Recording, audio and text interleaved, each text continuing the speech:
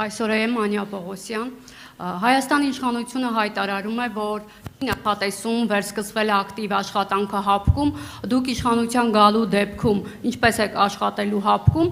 եւ նշեցիք, որ Ռուսաստանը համարում եք բարեկամ երկիր, թերևս նաեւ այս հայտարարությունը նկատի ունենալով ձեր ընդդիմախոսները մտավախություն ունեն, որ իշխանության գալու դեպքում Հայաստանի Ռուսաստանից կախվածությունը տնտեսապես եւ քաղաքապես մեծանալու է, հաշվի առնելով այն հանգամանքը, որ ձեր կապիտալի մեծ մասը այդ երկրում է, ինչպես կարձագանքեք։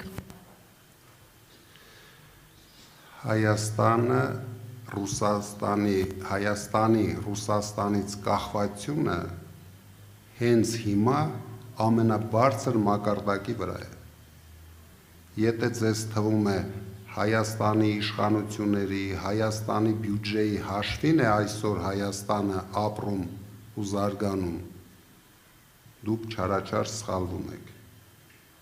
Դա կապ չունի Հայաստանի իշխանությունների հետ, ամբողջությամբ կախված է դրսի տրանսֆերներից, գալիս է բյուջեին համարժեք գումարներ նույն Ռուսաստանից, դրա համար կախվածությունը ես ավելի մեծ մակարդակի, եթե ուզեմ էլ չեմ կարող հասցնել, բայց ես հասկանում եմ, որ Ռուսաստանը եղել է, լինելու է մեր ռազմավարական դաշնակիցը, լինելու է մեր գլխավոր տնտեսական դաշնակիցը, որովհետև մենք ուրիշ հնարավորություն այսօր չունենք։ Դա մի հատ կնոպկա սխմելով անջատել հնարավոր չի։ Տարիների ընթացքում մեր պրոֆեսիոնալ աշխատանքի հաշվին դուք տեսնեք, որ մենք գրավում ենք նոր շուկաներ եւ այդ կախվածությունը քչանալու է։ Իսկ հապկի դեպքում չարձագանքեցիք։ Հապկի դեպքում, երբ որ ներկա իշխանությունները պամպերսները հակած ինչ որ հայտարարություններ են անում, դա չեմ էլ ուզում մեկնաբանեմ, որովհետեւ իրենք հնարավորություն ունեին, քանի տարի արդեն այդ հայտարարությունները անում են։ Մի հատ ստորագրությամբ դուրս գային հապկից, վախենում են, խի դուրս չեն գալիս, այսինքն ինչ եք ուզում ասեմ, մենք չունենք երկրորդ ռազմական համագործակցության կառույցը, ոչ մեկ այսօր մեր հետ չի ստորագրի, բայց մենք չենք կարող լինելով փոքր երկիր, գոնե չունենանք ինչ-որ մեկ պետության, դե Փաշինյանը թող երեք Մակրոնի հետ ստորագրեր ռազմատնտեսական փոխօգնության պայմանագիր, ոչ թե երկեր պարեր բեմերի վրա, կարևոր հարցեր լուծեր մեր երկրի համար։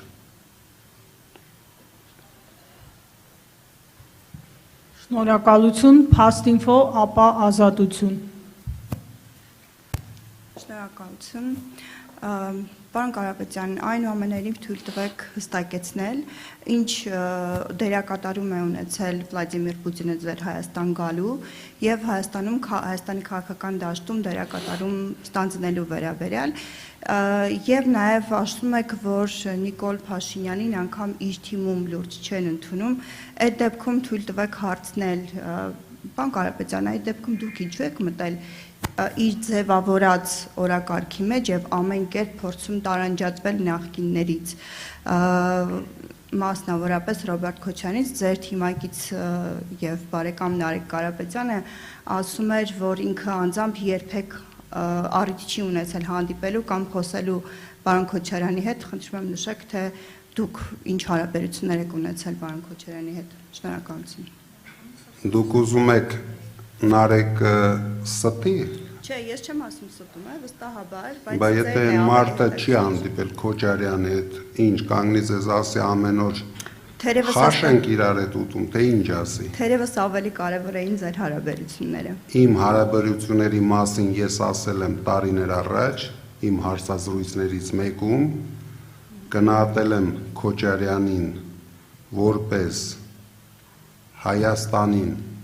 հաղթանակ կերտող ղեկավարներից մեկը,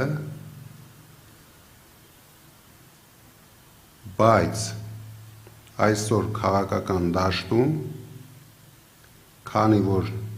քաղաքացիական պայմանագիրը նույնիսկ շատ անբարոյական օրակարգեր է թելադրում եւ մարդիկ դրան սկսում են հավատալ, դուք գիտեք, չեմ ուզում կրկնվեմ այդ օրակարգերի մասին։ Մտավախությունն եք, որ ձեր բարկանիշը Ես մտավախություն ոչ մի բանից չունեմ։ Ես հայտարարում եմ, որ մենք գնում ենք բացարձակ հաղթանակի։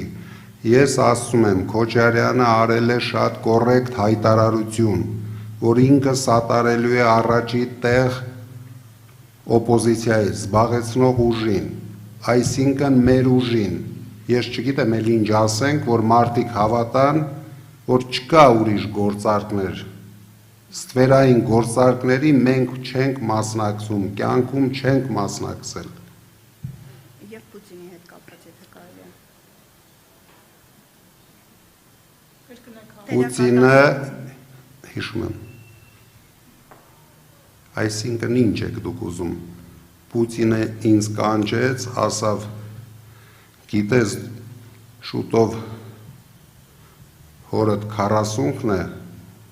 իմ իջայլոց այսօր 1 տարին է լռանում, ինչը այս անբարո իշխանությունները ինձ զրկեցին մասնակցել դրան միջոցառմանը, կանչեց ինձ ասեց, դու կգնաս անպայման կմասնակցես հորդ 40-ի պատարագին, դուրս գալուց մենք ունենք մեր գործակալ լրագրողը, կմոտենա քեզ, մի հատ հարց կտա, հետո ունենք մեր գործակալ Փաշինյանը, քեզ կձերբակալի, կալանավորի,